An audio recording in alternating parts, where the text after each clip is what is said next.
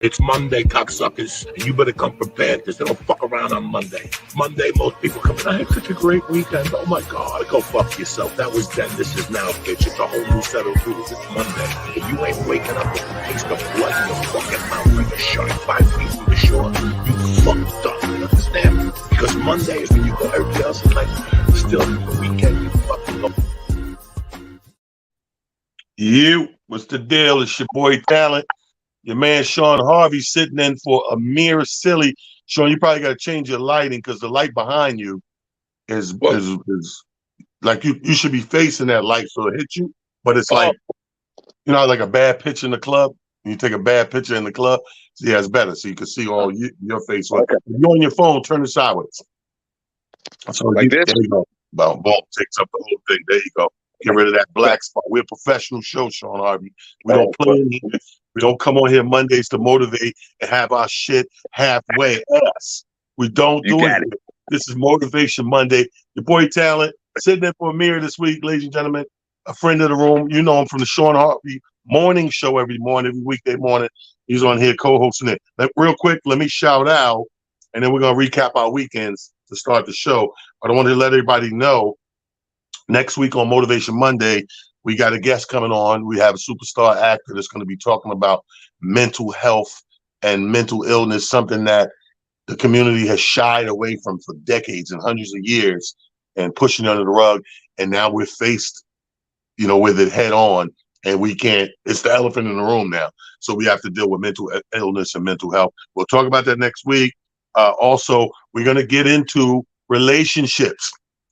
I had conversations with women over the past 2 weeks that come to find out, Sean, who knew, right? If you're a dude, you don't know. Who knew that some women need to be in a relationship? Right. I talked to some women that's motivating to them. It's motivating to them to be in a relationship. If they're not in a relationship, it's a problem. And they go into depressions. They go get stressed out, and that one thing leads to another. But we'll get into that deeply for our hour next week. Next Monday, Amir will be back. Shout out to Amir out there moving stuff around, being a big man. When you move shit house to house, you're a big man. Sean Harvey's here, man. Me and Sean, 2 different places on earth this Mother's Day weekend, but we had 2 hell of a time throughout the weekend. Let me tell you about mine. So first and foremost, my weekend started Wednesday. My weekend started on a Wednesday. Shout out to Wilson's. I was out at Wilson's with Nina Dawkins, Teray, Malcolm Hill, whole bunch of comedians. I was out there doing the damn thing, and that was Wednesday. We sold the place out, packed it out. I was talking about that show for 2-3 days straight because, well, Sean, I'll tell you, when a comedian get those perfect shows, man, and those perfect environments, and it's not just how good you do on stage, that's good too, but the whole collective, like you got a dope audience. The people look beautiful. The men look real studious and on their shit, got their game together. You can smell the 401k plan on these niggas. You know what I'm saying? Right. You got all that. The women looking beautiful. They adults. So, they ain't got time for the bullshit. And more importantly, they came there for the show. They serious about the show. So that is dope as hell. That was Wednesday. Thursday, took it back to Queens in my room, Truth Lounge, which I'll see y'all out there this Thursday as well. Did that show. That was it was adventurous. It was half and half. I had 2 women on the show. It was an all female lineup. Tangi did her thing first. Then Stephanie McCrae went up there and got into it with some girl. Come to find out, they had some other words before or whatever, but we shut that shit down and everybody partied. DJ that was sitting in was it JOJ? Sat in for K-Swift. He killed the shit. Right. Friday, I'm in Brooklyn. I go to Brooklyn. You know that. You show up in Brooklyn at Ray's Spot 275 Park. We have again, the mood of the crowd. I walked in right as the band's hitting for about 10 minutes. And you couldn't tell me I didn't walk in the Blue Note. You couldn't tell me I ain't walking in SOBs, motherfucking The Groove, motherfucking Cafe Wah. It was that. Right. It was crazy. Then the comedians, my good friends, around your birthday time, for those that don't know, it's the month of May. It's my birthday month. Very serious about my birthday month, so I take up the whole month. I start at the beginning, I end at Memorial Weekend, and the month of May is horns up for me, hard body. So that night was super important because guys like Sean Harvey and Kenny Wu and my son and Faceman, all of these guys that we have history and we kind of mean something to each other in the game and in the whole grand scheme of things. So it make you feel great to see them in the building. That show was stupendous. Beginning to end, people enjoyed themselves. They took pictures. They wanted to buy merchandise. They did everything they came to do. That's when you know you're at a full event. Right. Saturday, I made my way in the evening to Jersey because yesterday, Mother's Day, 2 shows at the Stress Factory. So that early show at 3:30, that matinee show, Sean, coming from New York, yeah, that traffic, you don't want to deal. You can't call it. So I said, you know what? I'm going to leave my house early, which was like 8, 9 at night. Got it on the train, took my ass out there to get ready for the joint. So I had to stop, make an appearance, but then boom, right to the bed, crash. So I'm ready. Stress Factory. Happy Mother's Day again to everybody. This was one of the best Mother's Day, and we always do very well in there, and it's always a good thing. But I mean, the vibe was incredible. 3:30 and 7 o'clock. Nobody did bad on stage, and I'm always happy to see that. So my weekend was stupid, dope, and fresh. Sean Harvey, how was your weekend? Yo, listen, same vibes. Again, once again, happy birthday. Weekend, as far as I'm concerned, started the same way. Wednesday, Thursday was just nothing but love out here where I live. And then Friday, excuse the background, guys. Friday, went to Ray's spot, 275 Park, right? And it was weird because I haven't spoke to you in a few days. So when I walked to the club, when I walked in the club, I said to Ray DeJean, Kenny Wu, matter of fact, here's the backstory. Kenny Wu and myself was surprising you for your birthday. Right. It was a surprise. You wasn't supposed to know that we was there. So we arrived there an hour before you did. Now we chopping it up. We watching the game. People are coming in, and you're right. The vibes are dope. Grown folks coming in, and there's some particular comedy shows you could feel the good energy before the show even starts. People came. They was looking good. They had their tickets. They were going in. They're ordering food and drinks. So we're sitting there watching the Knicks game, halftime 51-50, Knicks down by 1. It was one of those crucial kind of games. We already know what the outcome was. Right. So when we said to Ray, listen, don't tell the king that we coming through. But so for some reason, I don't know, maybe you was running late or he wanted to know where you was. I don't know. No, he wanted to know. He wanted to know my ETA. And we were, at that point, we were 20 minutes out, but the show wasn't starting till, on schedule, it was 9:30, right? So I said, you know what? We're 20 minutes out. Hit with the band at 9:20. He's like, all right. He's, oh yeah, Sean's here. Yeah. Now here's the funny part about that. We told him that we were going to surprise you, right? When he's talking to you, he's walking by while he's saying that. He goes, listen, Sean Harvey's here, Kenny Wu's here. And we're like, bro, what are you doing? You just spoiled the surprise. Now, these are the hilarious behind the scene situations that happen that the crowd don't get a chance to see. To the comedic audience out there, we love you guys to death. But some of the funniest situations that you guys don't even see to pay for happens behind the scenes. That's hilarious. That's some funny stuff, man. Yo, happy Mother's Day to all the mothers out there. Mother's Day was unbelievable, but you know what? Yeah, nothing but good vibes, man, from last week all the way even until today. I woke up this morning on the Motivational Monday. I did my podcast. I felt good about it. It was great energy. Me and you chopped it up for a moment earlier today. And it's just true blessings that we all are here in the here and now and communicating with each other and chopping it up, man. And it's just a beautiful day, It's a beautiful moment, and we all need to cherish it but just for now. Sometimes we do got to sit down and just take personal inventory of how grateful we are. We got to look around us. I know everybody out here hustling, everybody out here getting the money, everybody out here, just what you talk about, dealing with relationships, dealing with mental issues. But we have to take a moment just to stop one moment and think about how grateful we are in the place that we are in our lives today. And always, we can't forget, but for the grace of God, there go I, bro. So Well, let's chop it up on the Motivational Monday. It's just you're all right, bro. good. Let me tell you It's something. So all good.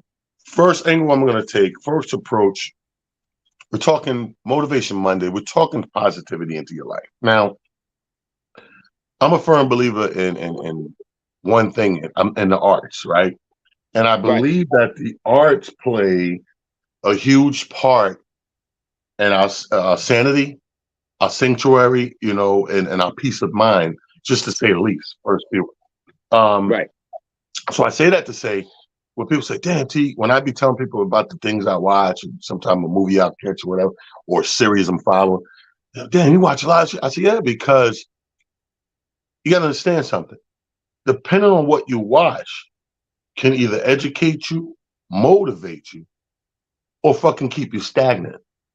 Right. Now, yeah, we got things we watch to evoke laughter and put us in good moods. Ain't nothing wrong with a good comedy, a good sitcom, a good funny movie. We all know we need those. They're no different than what me and Sean bring from the stage point of view. We're bringing happiness and laughter and joy. So there's nothing wrong with that. But there's a lot of things that you can be watching that help you keep motivated.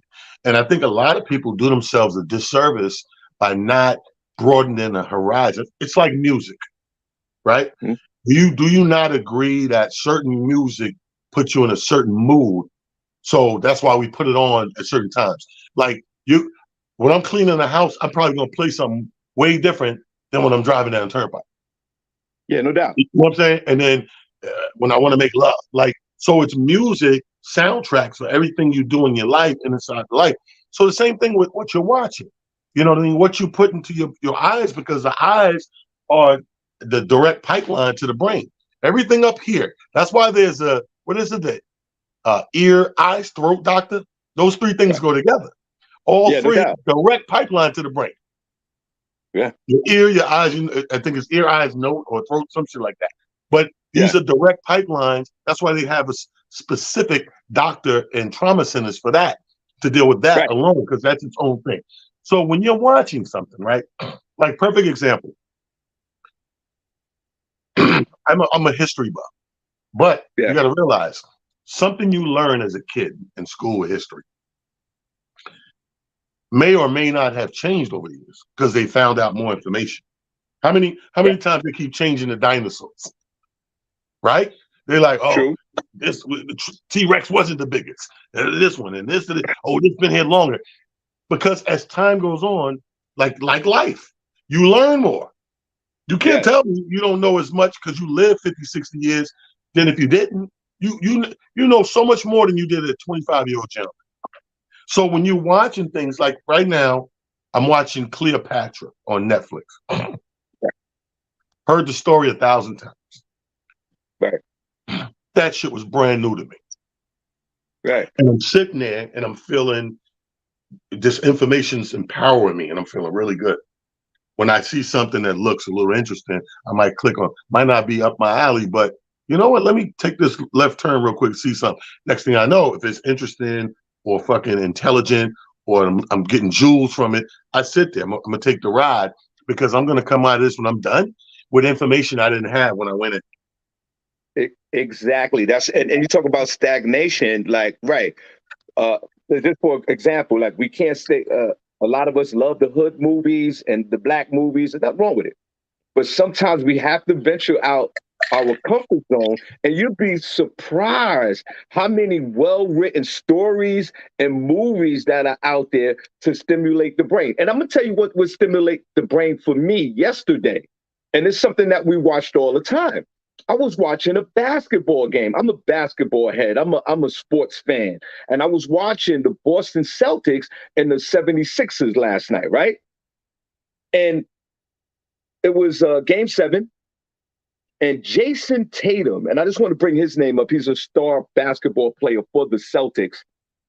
He was having a bad series, but he came in there game 7 and scored 51 points and blew out the Celtics. But while that was going on, he hit like point 35 or point 37.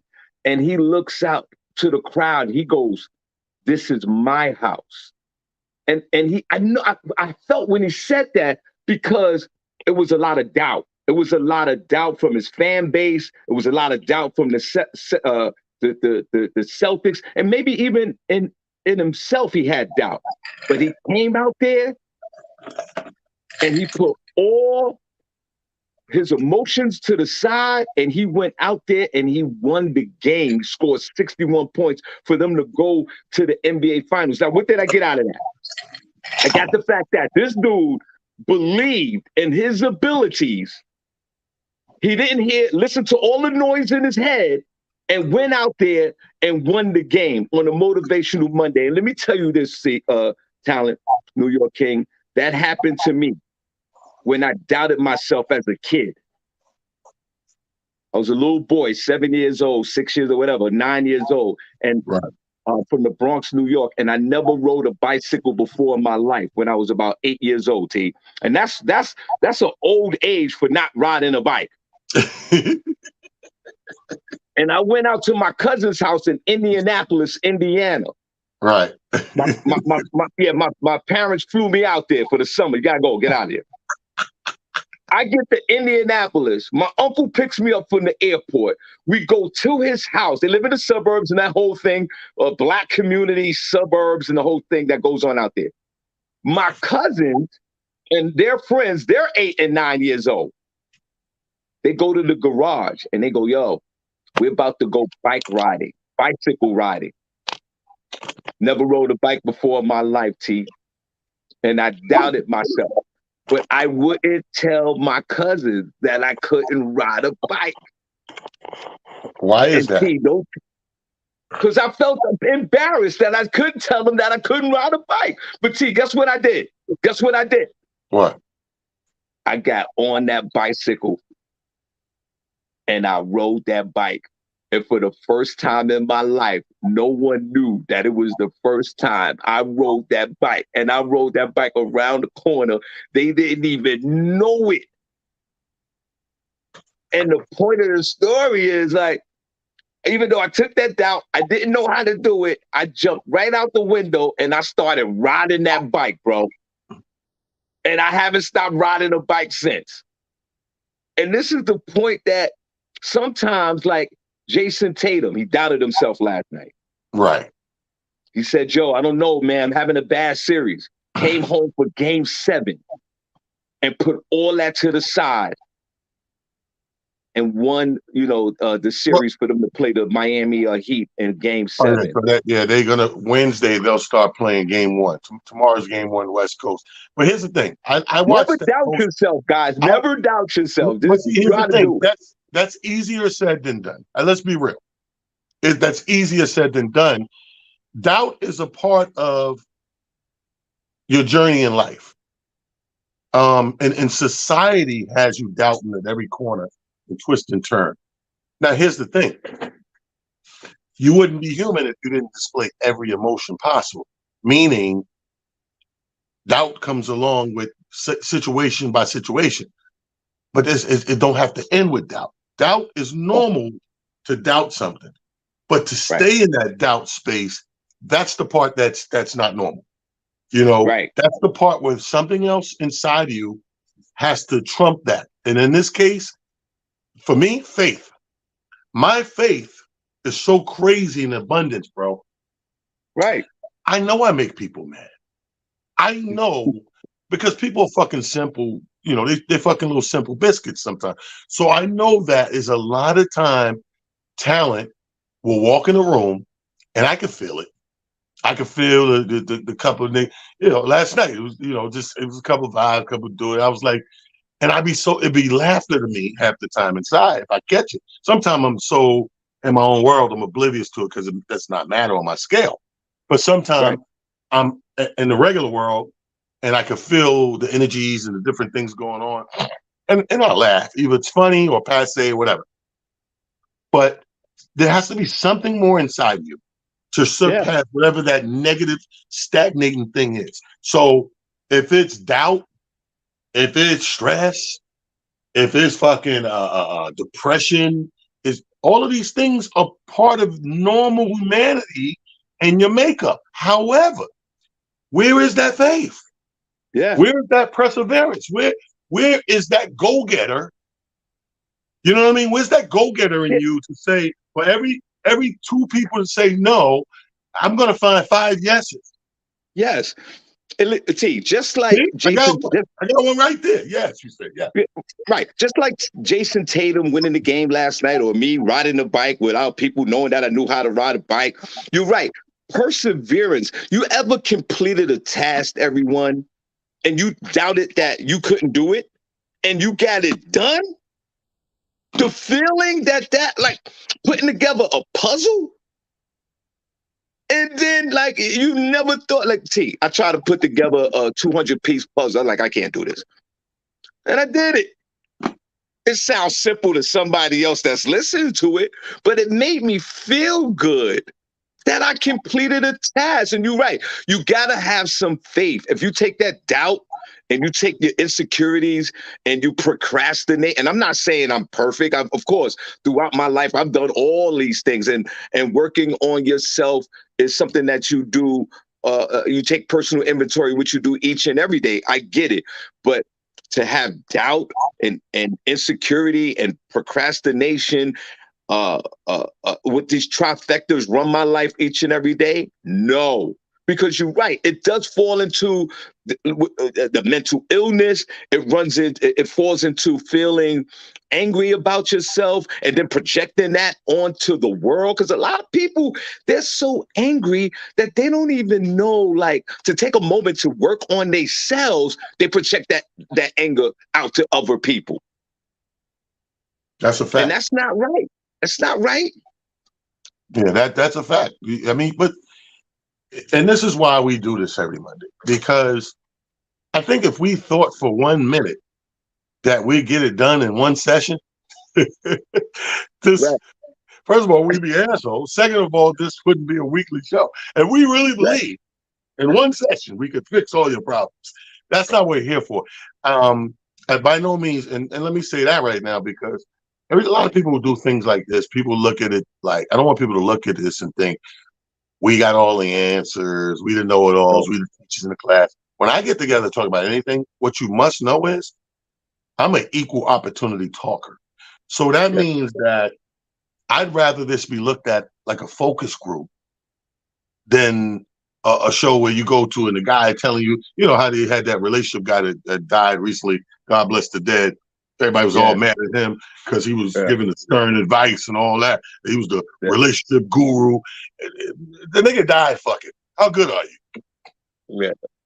You can't tell me how to fuck if you died fucking. I'm just saying. You know what I mean? Yeah, no doubt. Shit goes out the way. You can't tell me nothing about fucking. You couldn't even get it right. You died on the bitch.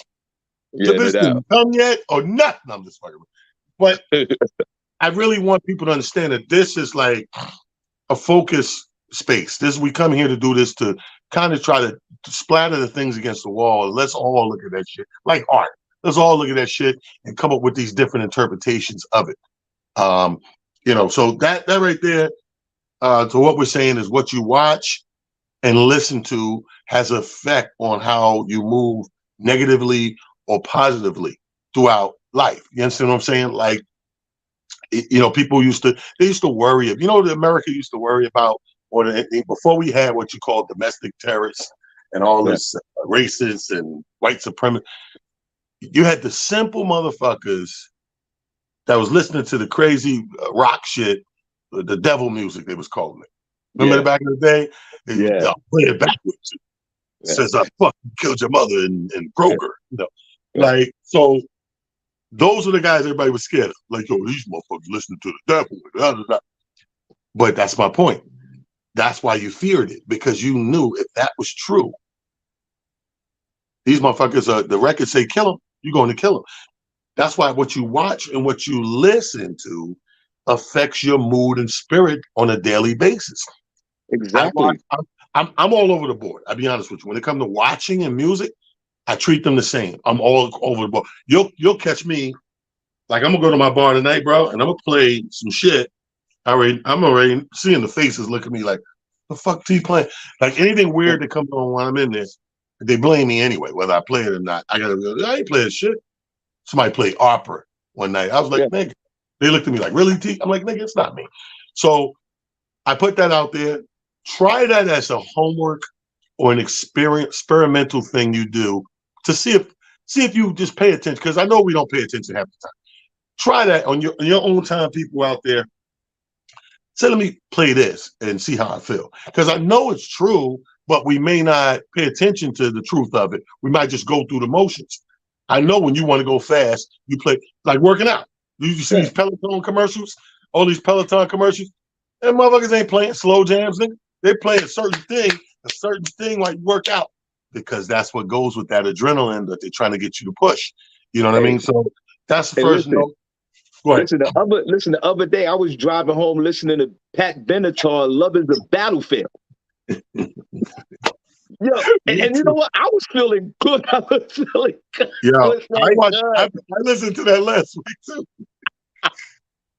You know what happened? You feeling a certain way? Put on Pat Benatar. I don't know why you listen to it, but here's the connection. I was watching something, and the background music was that, but they slowed it down in a weird way to fit whatever I was watching. And I was like, that's Love Is a Battlefield. So, as soon as that shit went off, I pulled it up and played the real one. But look at the connection. Something I'm watching made me turn on something that I'm going to listen to. But the whole thing was that I was in that mood, and that's what I wanted to feel at that moment. I put it on. So I got the visual. I got the music. It was a great thing. Second half of the show, time check. It is 6:31. Do you know where your kids are? Remember that? I was about to say, have you seen your kid? But the commercial was like, it's 10 o'clock. Do you know where your kids are? 6:32 now. Here we're at 6:32. So here's the second part of the show. The second part of the show is this, and you touched on it a little bit. We said something about, we hustling, you gotta get your money, blah, blah, blah. Second biggest piece of advice I want to start putting out there today is about money. Mm-hmm. You've heard the expressions, money is the root of all evil, and people do things for money, da, da, da. And I get that. Absolutely get that.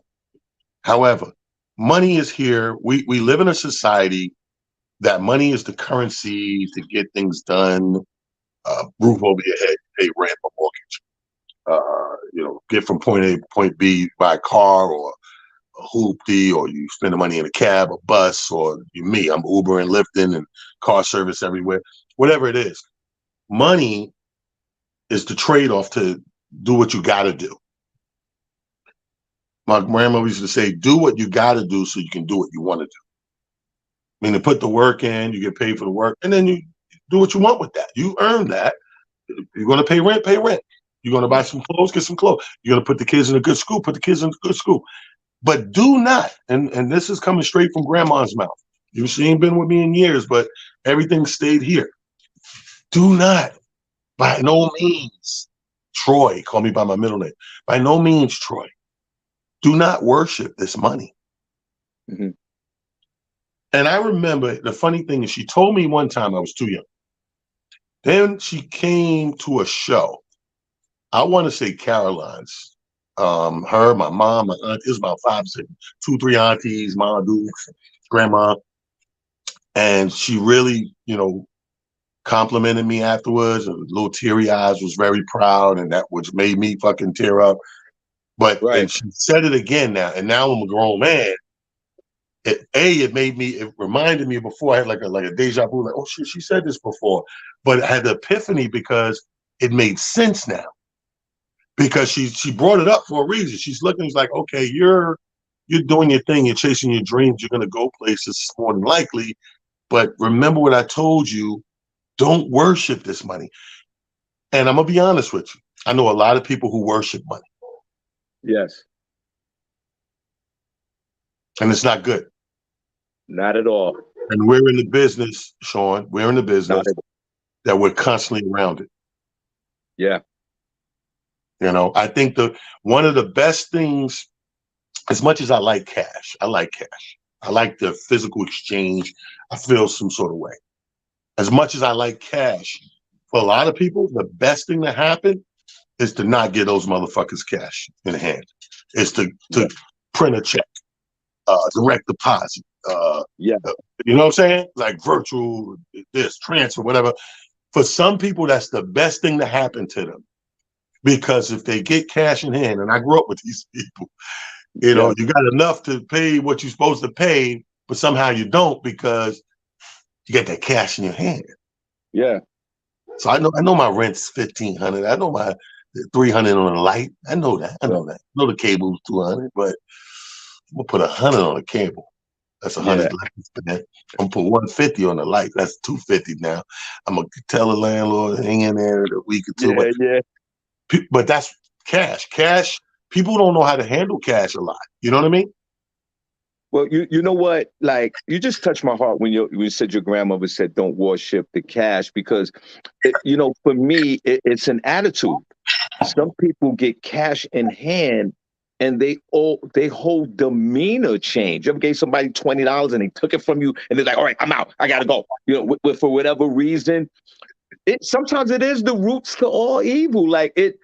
Sometimes you give people money or they make money, their attitude change, their focus change, and especially somebody who's greed for money, people will do anything for that cash. Yes. And when it comes down to like worshiping money, people will worship money before their family, before they selves. They got to get it. They will hurt people for it. They will destroy their marriages or relationships for money. It becomes a selfish commodity. And especially when you make money and you don't help other people or just like donate to a charity or whatever, some people have a terrible attitude about money. It goes back to the old saying: you can't take it when you go when you're buried in the ground. You can't take it with you. So a lot of times it's the attitude. It goes back to what you were saying in the top of the show: mental illness. Money is also the root of mental illness. Money will destroy all type of relationships. We hear it all the time. Dude in the hood hit the lotto. Right. 2 years later, he's dead. Mm-hmm. Somebody done robbed him. Your whole attitude. That's why sometimes we need an attitude adjustment. We need an attitude adjustment when it comes down to money. When somebody get a windfall of money, and it doesn't matter the amount of money, somebody could walk down the street and find $100, and all of a sudden their attitude change. It could change for the good or it could change for the worse. You're right. Worshiping money is not a good situation to be in. And we need to learn, all of us, we need to learn the appropriate behaviors when it comes down to money. And you're right, especially paper money. Thank God for Cash App and Zelle. We could transfer money here and there. You give somebody physical money, it could be a problem. Right. Yeah. It could be a serious problem. So sometimes you do have to think, like, a lot of the negative feelings and a lot of our character defects come out when we get physical cash on us. We see it all the time. People start acting up about money. It destroys relationships. I don't want to destroy no relationship, especially at this age, for money. We work, we earn, it's all good as far as money's concerned, but I'm not going to sit here and be an asshole about money. Destroys relationships. Money destroys relationships. If you allow how many relationships are started on money? Right. So think about that. How many relationships are started on money? Meaning, there's so many ways that could go. When I say started on money, it could be the man bought his way into the woman's heart, or vice versa. Or it could be, I came in paying your bills, or blah, blah, blah, you know, or it could be somebody being extra frivolous You know what I mean? And then down the line, reap what you sow, because people will make you unfortunately, people will make you believe a lot when you're the one spending the money. You know, they're gonna tell what we talk about all the time. They're gonna tell you everything you want to hear. Yeah, you the man, everything's right. Well, why? Because you picking up all the checks. Yeah. They ain't gotta pay for shit. They know they're gonna have the time. They can drink as much as they want. They know that the bill ain't coming to them. Blah blah blah. So when you do shit like that, you building something already from the beginning on money. So God forbid a day come where the money's a little tighter now. I look after our money, you know, because shit, look at our lives in comedy. When we first started, we didn't take none of that money home. Just running amok out this motherfucker. Yeah, listen, As I you was get broke. older, you like, you know what? Put this over the side, put a little. As you get older, put a little more to the side. Exactly. When I started comedy for my first 3 or 4 years, I was broke doing stand-up. And that was another thing, going back to the attitude. I'm gonna share this with everybody on the Motivational Monday. It's all good. Like when I started producing comedy shows, I lost money. I lost money. One time I lost $3,000 on a comedy show. And let me tell you something. That was an attitude adjustment. That was a rude awakening for me. Did I let it break me? No, because it could have easily broken me because of the attitude. Like you said, don't worship the money. I lost the money. I researched. I talked to folks, so it won't happen again. Then I did a show. Nobody showed up. Lost money again, but this time I had all the money. I paid all my bills. The comedians showed up, because one thing I didn't know before the show started, I had all the money. Because I knew that if whatever which way it went, I wanted to make sure everybody got paid to protect my brand. Now, of course, there's 1,000 times I've made money, but because of my experiences of losing money, I knew that if I take another loss, sometimes it happens. I knew that I had the money. I knew that because I would rather walk out the club shivering with my coat on and with $1 in my pocket, but knew that everybody else got paid. Because that was the attitude. Remember, it's the attitude adjustment. Of course, nobody wants to lose money. No. But you don't let it break you to where, because sometimes you could get frustrated. Nobody's at the club. You might have the money to pay the bill. And because of your attitude, you're like, well, you know what? I'm not paying this. I'm only giving you this money. I'm giving you that money. And I'm walking out and everybody can kiss my ass. And I don't care because I lost money. No. See, it's the attitude. Right. Pay your bills. Because you got to look at the long game, and not only the long game financially, but the long game as far as your mental and as far as how you look at the situation. Nobody wants to lose money, but you want to pay your bills so you can live to see another day financially and what you do in your life. And that's that attitude adjustment. It goes back to what you said about what your grandmother said, worshiping money. Yeah. Worshiping money could get you in a place to where you lose a friendship contractually, recreationally, and just a friendship. You can lose money because of an attitude. If you owe somebody $20, pay them their $20. Knock it off. Pay your bills. No, you're right. Pay your bills. I mean, here's the thing, attitude man. Is everything. Attitude is everything. It's It the is. way Now, you we're look talking at money, situation. right? We're talking money. Here's the flip side of what we're talking about. And we're talking about don't worship the money. Right. We're talking about respect money for what it is. Don't worship it, though. And the flip coin of that is don't be so John Boy with the shit either. Like entrusting everybody with your money. That's another thing. Because I don't want, it's a thin line. You know what I mean? It's a double-edged sword, and I don't want them to slide through the cracks there because we could be saying what we saying, and somebody pick up on, oh, fuck yeah, I ain't worshiping shit. You need 500? You need 500? That's not the way either. Yeah, of course. Trusting in money is a different thing. So here's something I practice now. Over the years, I used to, and Sean was just touching on getting frustrated and mad because shit don't go right, whatever. So I used to be the guy that people would come to and call, hey, you got, I need a 500, I need 1,000, I need 5,000, whatever it is.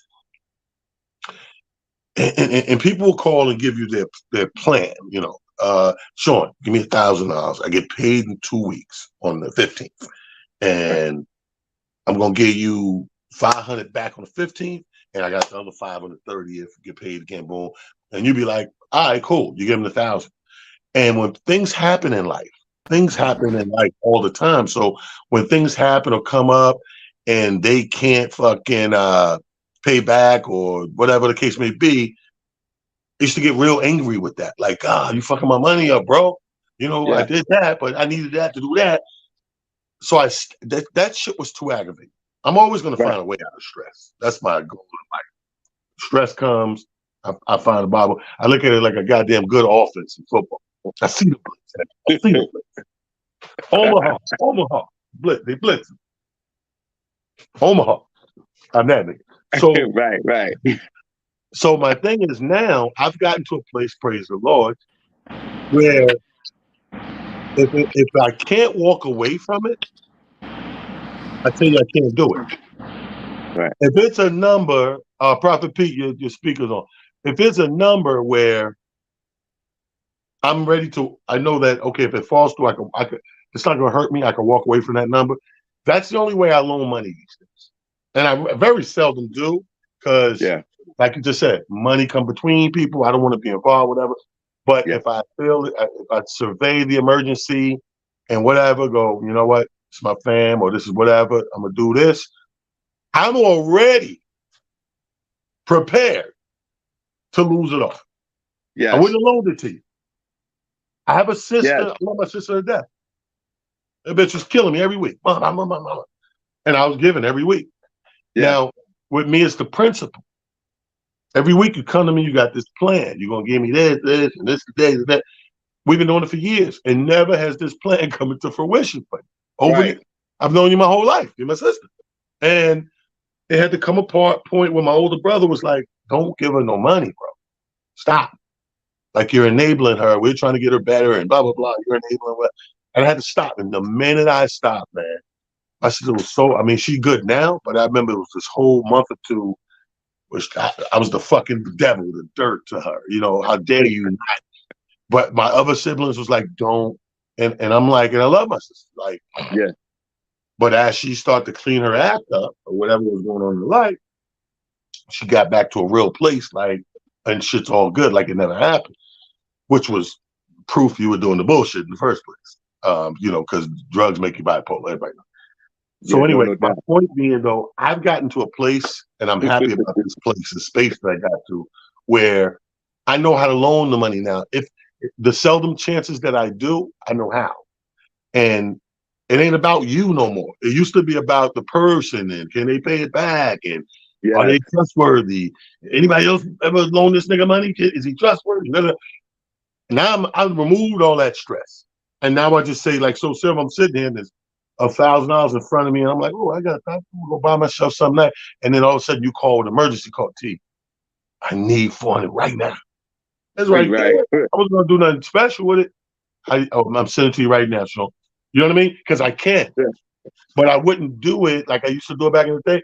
First of all, I'm not doing it for everybody, and I'm not damn well doing it if it's gonna affect me. And if I need this money, because sometimes that's how we loan in the hood. In the hood, we loan like this. We go, how much you got? I got $2,000, but I got to pay rent tomorrow. Oh man, I really need $1,000. Okay, well let me call my landlord. And you'll defer, hey man, can I get another week? Yeah, all right, cool. So I'm gonna give you the 1,000 you need. Can you hit that back on me? No problem, got you in a week. That's your rent. But you done did that for this person with something you really need. You deferred it 5 days or 7 days or whatever. So heck go a week and something happened in his life where it don't come through. You're fucked. 12 ways from Sunday. Yes. That's why I don't It's, do that no more. Like I said, if I can't walk away from it, and it don't matter when I come up on that time and you got a sob story and something happened, because shit happens. I'm not saying motherfucker lying. I'm saying shit happens. you And know, that's why I had to change the structure of loaning. it's weird that you bring this up. And I have a friend, right? This guy, I've known him since I was a teenager. He lives down in Florida, and it's always a struggle for him in life. And I love this dude so much, but he'll call me every once in a while. I mean, we chop it up all the time. We chop it up all the time. But every once in a while, there's something going on, and it's a real low amount of money. It's like, yo, I need $40, $20, $50, $100. But I love this dude so much that maybe I'm enabling this dude because I love him so much. When he asks me for $40, I go, listen, I don't want the money. My relationship to you with you is so important that I don't want to lose it over $40. Am I enabling this person? That might be a question that needs to be asked, which for you or the people in the group right now. But I don't know if you guys have ever experienced loaning money to somebody that you really love. I mean, I know you talked about your sister just now, but it's like a really low amount of scary money. But I always start off with, don't worry about it. Here go $40. We'll talk next week. Maybe there might be a part that I'm playing in this situation, but it's and I don't want to justify it or rationalize it, but sometimes I'm like, I love this dude. He never asks me for money. Every like once a year, twice a year, he go to $40, $30, and I give it to him without asking for it back because I know he can't pay me back. He can't pay me back. He can't. I know this man cannot pay me back $40. So I don't want to be like, you know what? Where's my $40? Because I'm not going to argue over somebody for $40. I say that respectively. Am I being codependent? Am I enabling this Oh, you mean dude? are you being an enabler? Yeah, am I being an enabler with this guy? I love Yeah, this guy. We went to high school together. I It's understand weird. that, but it's such a fine line sometimes, bro. I totally get it. First of all, I'm far from being a person that could say they never was an enabler. I've been an enabler half the time not knowing, and half the time, another half of the time, goddamn well what you're doing, But Right, right. I It's try to. tough, yo, T. It's tough. It's It's tough case when by you know case. somebody. It's case by case. Yes. So like, I don't mind enabling shit that's not detrimental. Let me put it that way. Meaning, if I know you smoking crack, I'm not giving you money. Right, right. If I know you sticking needle, I'm not Yes, knowingly doing that shit. If I know this $40 is gonna get you in an Uber to go rob somebody's house, I'm not doing that type of shit. yes, of course. Now, the guy who in his mind think he's an artist and living in his mother's house, the basement, and she's like, they can get a job, and he's like, I know I'm gonna hit one day. Am I guilty? I might be guilty of that. Like, buy me some more paint, talent. All right, I get some more. Because this nigga might blow one. The fuck. Right. So shit like that, chasing your dreams and goals and aspirations.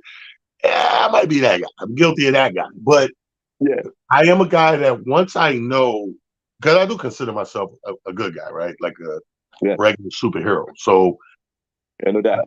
I'm always looking at life like that, good and evil type thing. So I can't finance and back up knowingly wrongful shit. Not doing it. Yes, of course. We're gonna Of get a course. box of guns and shoot up four. I'm not. I have nothing on that. Yeah. Come on, you ain't Yes, got I agree. I got nothing on that. Getaway. I'll get this hoopty. It's gonna be the getaway car for the bank. I can't fund that type of shit. The funniest shit in the world. Who said that? I think it was Chocolate Shy last night. Said the funniest line. She said she had a stupid ass nephew, criminal. She said this motherfucker gonna rob a bank with a car that need a jump. Yeah. Yeah. I've heard that joke from her. That's hilarious. That shit is so funny. He says, dumb Yes. motherfucker guy. Y'all don't understand how dumb he is. The motherfucker type of nigga rob a bank with a car that need to jump. You know how Yeah. funny this is? But Yeah, that's no, hilarious. So yeah, you might be enabling in this situation, but like you said, you love the guy, and you Yeah. don't want to see him go without. But if you know for a fact, Sean, that and we always use drugs as an example, but forget drugs, something like homelessness, right? Yeah. If you know this guy's content, and because everybody, guys like you stop by, bill 20, 40 off at a time, ain't no need for him to rush and get a job. That nigga like, I get money without work. Yeah. Think about it. Because I wouldn't work either. If I was getting money just to get it and I didn't have to work, why would I go show up for work? You're right. Exactly. Why would I? The perfect example is the fucking pandemic, bro. The post-pandemic. They can't get niggas to come back to work now. Yes. It's fucking police officers out here baking muffins now. Yeah. I always wanted to do this. I had a passion for muffins.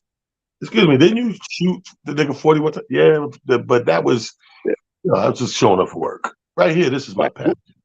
Walnut. What a YouTube channel. Atlanta walnut muffins is my passion. Right. You know what I mean? But so we learned that with the post-pandemic, if you give a person an opportunity to not work but still get what he's going to get from work, why would he work? Ladies, if you put this to ladies, if ladies so freely, I mean super freely, pussy was easy to get. Yeah. Why would you push up on a bitch at a bar? Yeah. You don't need to. Hey, how you doing? Exactly. What's your name? I'm Sean. Hey, what do you drink? Hey, do you like hey, can I get you something? All that would go away. Because there's no need to show up for work no more. Why am I going to work? I'm getting the money. You know what I'm saying? You know what's weird about the story about the dude, the $40 guy that I went to high school with? Like he again, $40, my tires flat, the whole story, whatever. And then I was like, all right, at that time he didn't have the Cash App. I go, yo, what's your Cash App? What is it? He said, yo, if you don't mind, could you send that Western Union? I hate to laugh, but yo, first of all, I haven't done the Western Union in a minute. That's why I laugh. I forgot about the red phone. I forgot about filling out the paperwork. They didn't even take a credit or debit card. You needed to bring cash to the register. It cost like $9 to send it in form. The $40 that I sent him, it damn near cost me $40 to send him the $40. Y'all had to stand online. I was in a CVS. There was a ATM machine in the back. They was charging $3. Yo, see, you remember the red phone? I forgot what the red phone was. That's MoneyGram. The red phone? Whatever it was, the phone. And the lady picked up the phone. She needed to know a number. Who is that bitch? Who's that bitch on the other end of the MoneyGram? Give me the bitch. Who are you? And where's my money? Who are you? Yo, I was pissed. It cost me $27 to send $40. I couldn't believe it. Oh shit, my head hurts. And no disrespect to MoneyGram and the whole Western Union thing. No. I still listen to me. I still got all that shit for the simple. I got the app on my phone. I got shit on the computer for the simple fact that, again, you just mentioned it. Everybody is not okay. Perfect example. You know how many times we sell merch after the show? Yeah. And motherfucking cash, nigga, is rare now. You know, it used to be like whatever you made, you got in a lump of cash. You leave that no more. Motherfuckers pulling out their debit cards.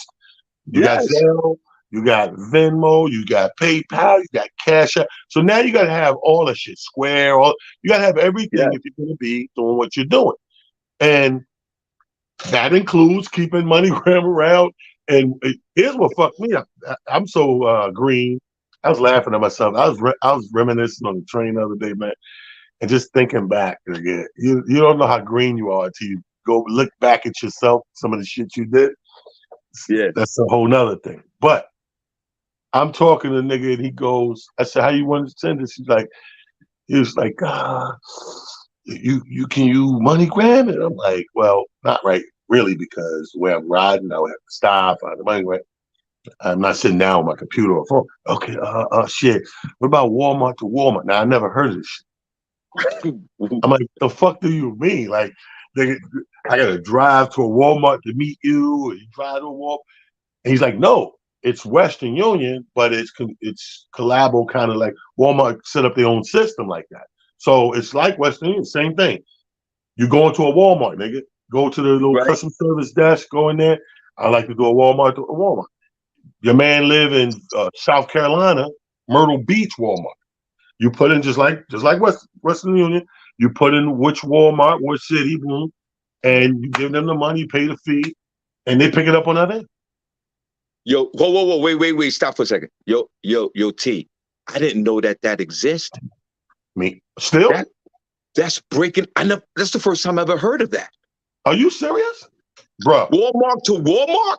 I guarantee you, because you book a lot of comics for your area. I guarantee you, was about somebody going to use it. Like Walmart to Walmart is, first of all, people use it because it's very inexpensive, cheap, and compare with everybody else. But every fucking body goes to Walmart. Yes. So a motherfucker to find, it's tougher. See, we live in the city area. We live in New York, so we got a lot of everything. But when you go around this country, bro, it's hard for a nigga to find a Western Union. That's a little bit might be going out his way, or a money grab. If a motherfucker ain't virtually savvy and he got to physically go find a Western Union and pick up the money, or money grab or whatever, that's a lot. But one thing that's everywhere, the new liquor store, is Walmart. You know, the liquor store everywhere. The new liquor store, it's Walmart. It's Walmart. Yo, T, I did not know you could send money from Walmart to Walmart. I didn't even know that. That's dope. When we hang up, Google on your phone, just put sending money to Walmart, and the whole shit come up, and it'll fuck you up. But I'm gonna tell you what happened. I booked somebody, and they was like, "Can you Walmart?" So I said, "Man, let me call you back. I'm driving, whatever." I called Quincy. I said, "Man, I don't know this." I said, "This deal seemed a little fishy, man. I want to put these couple of G's." The motherfucker told me he sent Walmart to Walmart. The fuck is that? He said, "Yeah, that's what niggas use." I was like, "What?" He's like, "Yeah, everybody uses it." I was like, "You know what that's like?" When I found out, I remember, this is some funny shit. I know we over time, people, but bear with me. Yo. When I found out, the fuck did I do, man? I found out Facebook.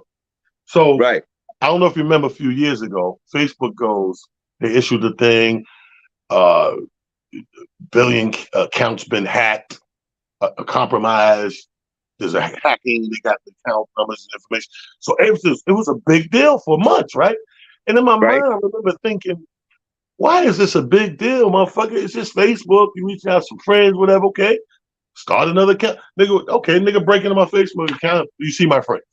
You know, I don't have anything. You're right. That's what I'm thinking. Until one day, my good friend Jack Shepard booked me to do Columbus, Ohio, right?